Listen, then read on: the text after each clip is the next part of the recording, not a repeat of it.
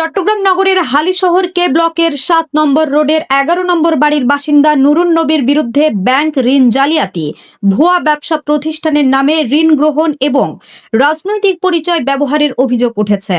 বিভিন্ন তথ্য বিশ্লেষণ করে দেখা যায় যে নুরুন নবী আওয়ামী লীগ সরকারের সময় একাধিক মন্ত্রী ও প্রভাবশালী আওয়ামী নেতাদের সঙ্গে ঘনিষ্ঠতার সুযোগ নিয়ে ভুয়া ব্যবসা প্রতিষ্ঠানের নামে বিভিন্ন ব্যাংক থেকে বিপুল অঙ্কের ঋণ গ্রহণ করেন।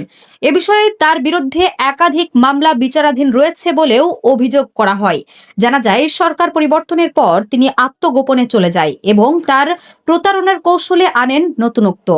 শুধু ব্যাংক জালিয়াতিই নয়, পরে হালিশহরের নিজ বাসভবনে বর্তমান সরকারের প্রধানমন্ত্রী তারেক রহমানের ছবি প্রদর্শন করে নিজের প্রভাব প্রতিপত্তির ধারণা তৈরি করেছেন এবং প্রচার করেছেন যে তার সাথে প্রধানমন্ত্রী তারেক রহমানের ঘনিষ্ঠ সম্পর্ক রয়েছে, যা দিয়ে পাওনাদারদের বিভ্রান্ত করার চেষ্টা করা হচ্ছে বলে তার বিরুদ্ধে একাধিক অভিযোগ রয়েছে।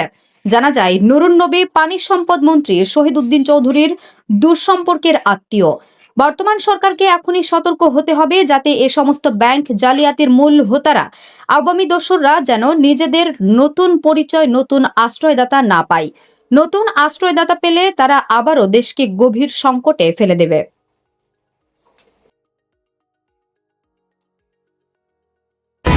HM Expert B500 CWR স্বাধীনতার সুবর্ণ জয়ন্তীতে নতুন বাংলাদেশ গড়ার প্রত্যয়।